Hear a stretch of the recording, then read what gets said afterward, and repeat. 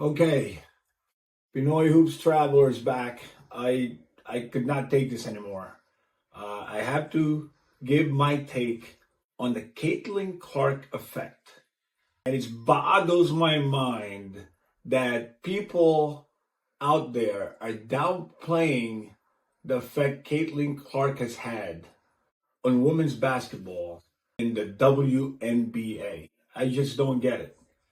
Right? I will explain to you, or I will try to give you guys my take, right? Why I think she has had this massive impact on the WNBA. WNBA started about 27 years ago. All right, nearly 30 years, and I remember it's like a year or two after my college, and I follow basketball, and I remember. So for all those 27 years, right, they've had all these players. All right. I mean, they've even had Sue Wicks as the earliest player in WNBA, the legendary Sue Wicks. Right. You had Lobo.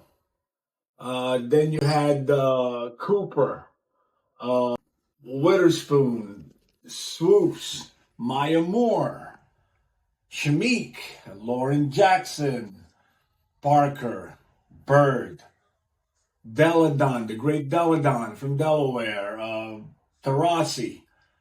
Brianna Stewart, who I think is probably the best player now in the WNBA. Asia, of course, right? All great players down the line through the years. But why did they have the impact that CC had on the WNBA? Why are the numbers exponentially is so high now with CC on demand? Viewership, sponsorship, ratings, ticket sales, merchandise, all exponentially up numbers wise. Why? If you were watching the 2-year run of Caitlin Clark in Iowa basketball in the NCAA tournament, right? That is why. And everything that is attaches with Caitlin Clark in those 2 years, whether it's the South Carolina people, whether it's her teammates, whether it's this, you all know, remember that, right? All those things that is attached with Caitlin in those 2 years that led her to going to the WNBA and going to those two finals, right, is what led to this crazy liking or hype of Caitlin Clark. It's got nothing to do with color, red, black, white, whatever it may be. It's got nothing to do with sexual orientation. Right? It's got nothing to do with that. I'll tell you what it's got something to do with. If you watch the run, right, how she performed in those 2 years, the 40-point games, the 40 points against South Carolina, right? The excitement of the run as far as her taking over each game in the tournament.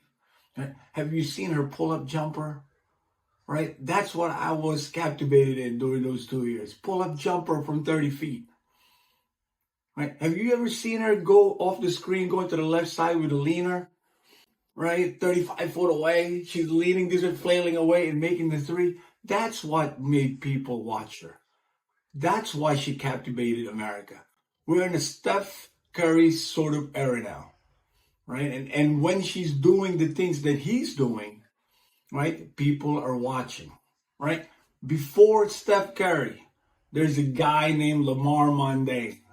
And he would say, slam dunks are tough, but when you see a 30-footer coming out of the sky, it will wild you up. That was before Steph Curry.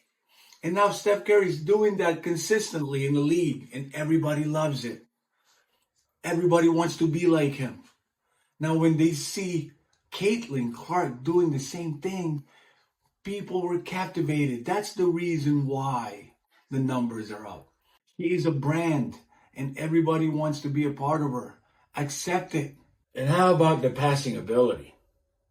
I mean, do you see some of the passes that she made?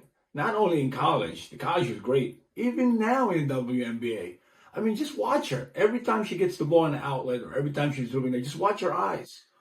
Right? It's always up. She's always ahead. She's 1 move, 2 moves ahead. Right? You get open. She'll get you the ball. All right, so as they do more stuff for her moving with the ball, all right, people slipping on the screens, she'll find people. All right, that's how great this girl is. She would be more lethal right now if Indiana would run more sets for her. Oftentimes, she's just kind of standing on a weak side, all right, doing nothing. All right, if they had Steve Kerr coaching that Indiana team with the sets that she runs for Steph, how he gets open, how he gets the balls to the shooters, I mean, Caitlin would have 30 points a game, 25, 30 points a game. And yet, without that, she's averaging, 16 with 6 assists per game? I mean, tonight, I think she had 23. They just played Angel Reese for the second time. She had 23 points, 9 assists, and 8 rebounds, and 3 turnovers. I mean, 9 assists, she would have had 12. I mean, 3 of them, I think, were dropped.